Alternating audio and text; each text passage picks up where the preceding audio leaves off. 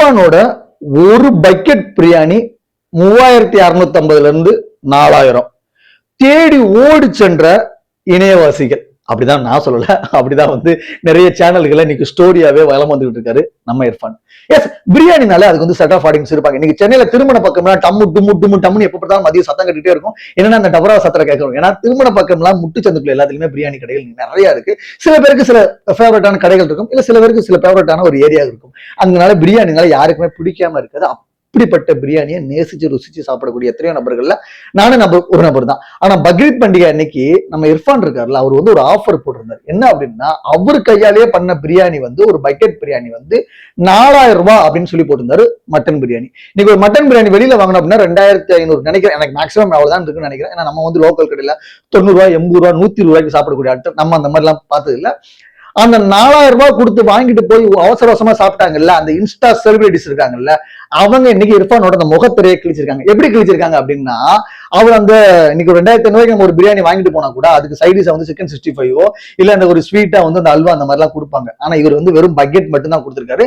அந்த பக்கெட்லயும் அவர் என்ன மென்ஷன் பண்ணியிருந்தாரு அப்படின்னா, நீங்க வாங்கிட்டு போற மட்டன் பிரியாணியை நீங்க எடுத்து பாத்தீங்கன்னா அந்த மட்டனோட பீஸ் மட்டுமே 1 கிலோ இருக்கும் அப்படின்னு சொல்லியிருக்காரு. நம்ம விருட்டே பேசுறாங்க கொஞ்சம் வித்தியாசமான ஆட்கள் ஆச்சு. என்ன பண்ணீங்கன்னா அந்த பீஸை போனா எடுத்து எடை போட்டு பார்த்தாங்கன்னா வெறும் 700 கிராம் சம்திங் தான் இருந்திருக்கு. 1 கிலோ கூட இல்ல. அதனால பக்கெட் ஃபுல்லா கூட ரைஸ் கிடையாது. இவ்வளவு கேப் இருந்திருக்கு.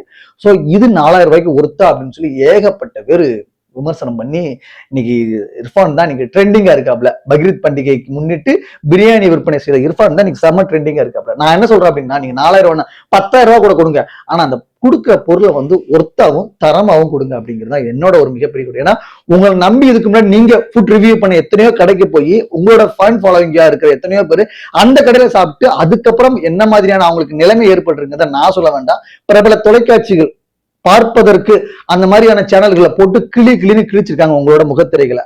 அதனால நீங்க கொடுக்கிற பொருளோட தரமும் குவாலிட்டியும் ரொம்ப நல்லா இருக்கும். ஏன்னா இன்னைக்கும் எவ்வளவோ சாலை ஓரங்கள்ல எவ்வளவோ இஸ்லாம் சமூகம் சார்ந்த நபர்கள் ஒரு சைக்கிள்லயோ இல்ல ஒரு தள்ளு வண்டியிலயோ ஒரு கொடை வச்சுட்டு மத்தியான வெயில்ல நம்ம கடையில ஒரு 4 பேர் சாப்பிட மாட்டாங்களா அப்படின்னு சொல்லி ஒரு 80 ரூபாய் 90 ரூபாய் 100 ரூபாய் 120 ரூபாய்க்கு இன்னைக்கும் கடை போட்டு உட்காந்துருக்க எத்தனையோ இஸ்லாம் சமூகத்தில் இருக்காங்க.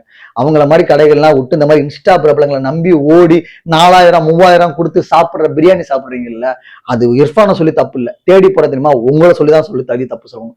4000 ரூபாய் கொடுத்து நீங்க யாருமே வாங்கினா, ஏன்னா கெட்டு போற பொருள் அது அடுத்த நாள் விற்பனை பண்ண முடியாது. நீங்க 4000 கொடுத்து அவசரமா வாங்குறதுனால தானே அவங்க இன்னும் 4000 4500 5000 விற்க போறாங்க. நீங்க ஆரம்பத்திலே வாங்க முட்டீங்கன்னா. அதனால தயவு செய்து இந்த சாலையோரம் இருக்கிற உணவகங்களுக்கு ஒரு வாய்ப்பு கொடுங்கன்னு நான் தாழ்மையுடன் கேட்டுக்கொள்கிறேன்.